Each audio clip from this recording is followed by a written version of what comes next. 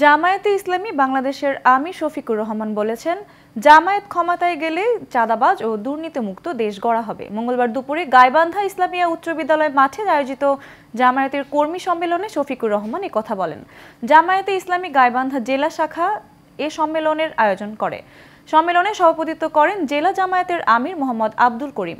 সম্মেলনে জাতীয় নির্বাচন প্রসঙ্গে জামায়াতের আমির বলেন, সুষ্ঠু জাতীয় নির্বাচনের জন্য সুন্দর পরিবেশ তৈরি করতে হবে। নির্বাচন সংস্কার কমিটি হয়েছে, তারা কাজ করছে। নির্বাচনের জন্য আমরা অনেক ধৈর্য ধরেছি, আরো কয়েকটা দিন ধৈর্য ধরতে পারবো। এই দেশ গঠন করতে হলে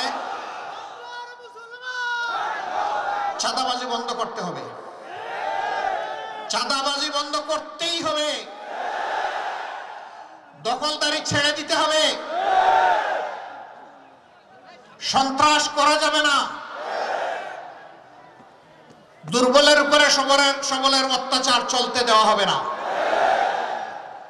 অফিস আদালত, মিল, ফ্যাক্টরি, ইন্ডাস্ট্রি, কোর্ট কাছারি সব জায়গা থেকে ঘুষ নির্মূল করতে হবে, বৈষম্য দূর করতে হবে।